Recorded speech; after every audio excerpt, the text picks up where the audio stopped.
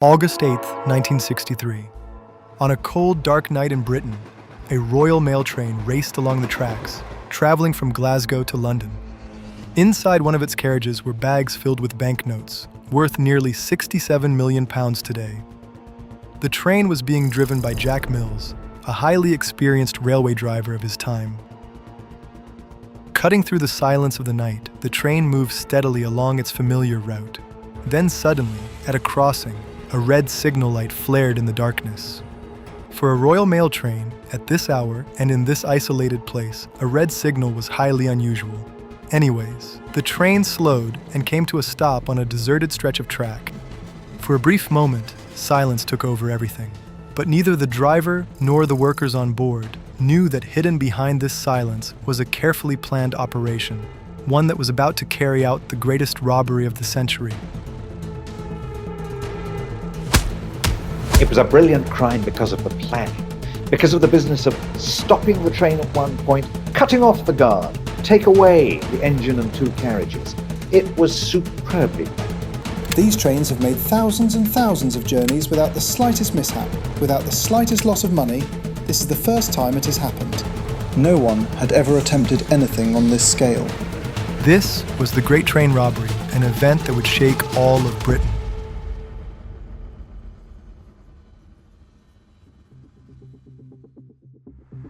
To understand how it happened, you have to go back to where it all began. Bruce Reynolds was not the kind of criminal who broke into corner shops. He wore tailored suits, drove an Aston Martin, and read Nietzsche. He called himself a gentleman thief, and he meant it.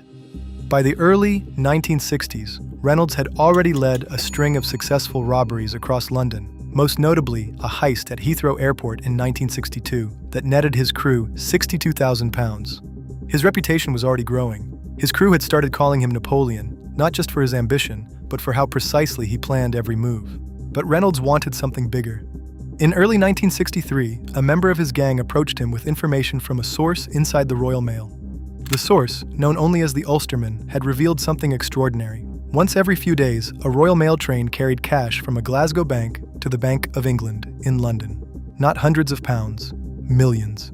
The money traveled in a special carriage positioned directly behind the engine, officially called the High Value Package Coach, or HVP.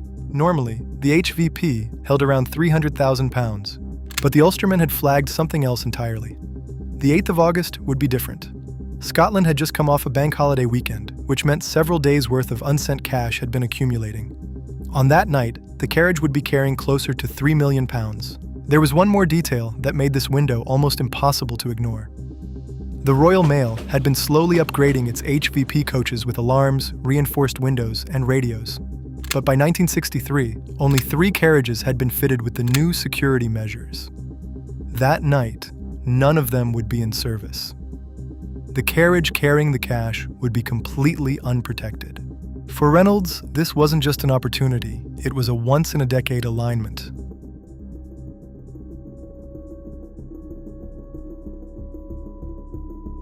His core group, known as the Southwest Gang, had experience with vehicles, logistics, and evasion, but none of them had ever robbed a moving train.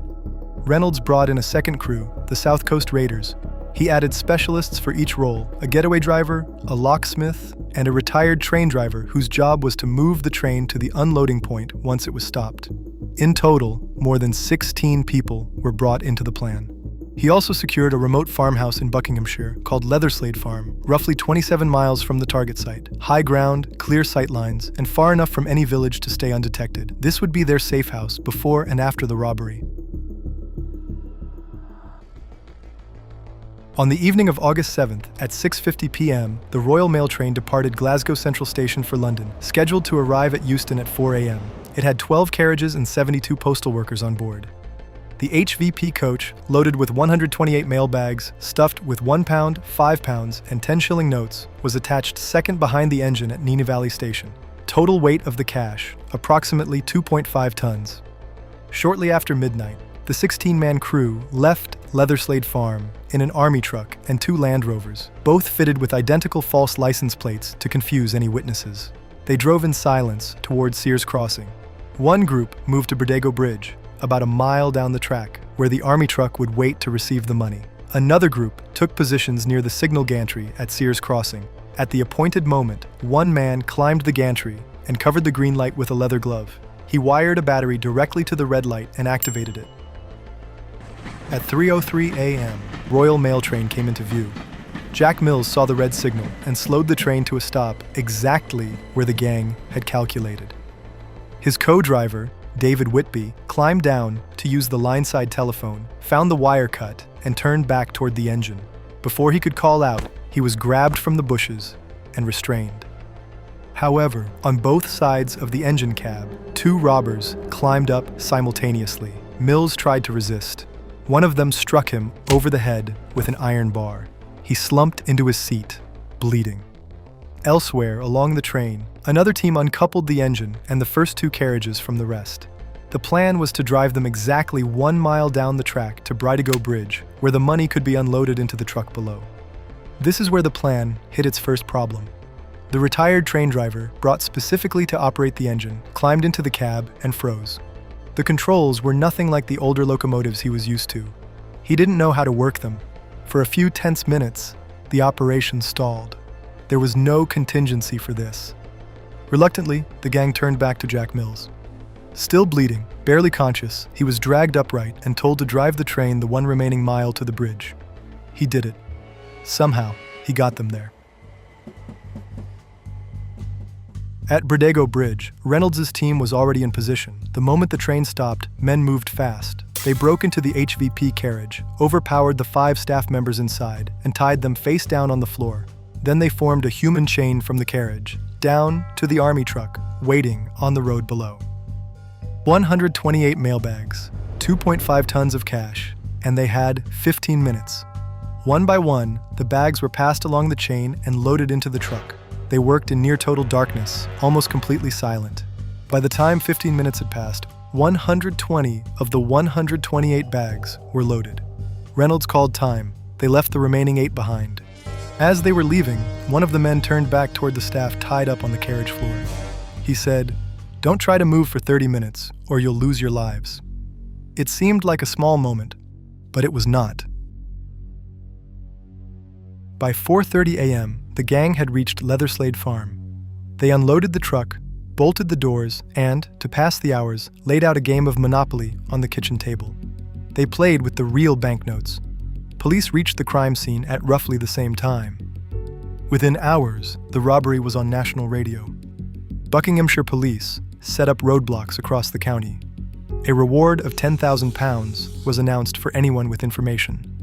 Then came the clue that changed everything. One of the postal workers, when questioned by investigators, mentioned what the robber had said as the gang was leaving. "Don't move for 30 minutes." It seemed like nothing, but police worked it backwards. If the gang gave themselves a 30-minute buffer, they would be at most 30 miles from the crime scene. The search radius was immediately drawn. Leatherslade Farm was 27 miles away. A local farmer living near Oakley had noticed unusual activity at the property in the days surrounding the robbery. He'd heard about the reward. He went to the police. Officers raided the farm within days.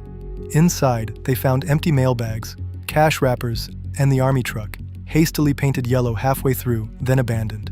The gang had wiped surfaces before leaving, but not everything. On the kitchen table, on plates, on a ketchup bottle, and on the Monopoly board, police lifted 311 fingerprints. Every man had some prior criminal record. Scotland Yard matched them systematically. Within weeks, arrests began. By early 1964, 14 of the 16 gang members were in custody. The trial lasted weeks. The sentences handed down by the court reflected the scale of the crime. Most received 25 to 30 years. 2 people were never found. The retired train driver who had frozen at the controls was never publicly identified, and the Ulsterman, the Royal Mail insider whose tip had made the entire operation possible, was never named. Bruce Reynolds, the mastermind, managed to evade arrest for 5 years, moving across countries and slowly burning through his share of the money. By the time police finally found him, almost nothing was left. Ronnie Biggs escaped from prison in 1965 and spent decades on the run. Charlie Wilson was broken out of prison within a year, lived under a false identity for years, and was eventually shot dead at his home in Spain.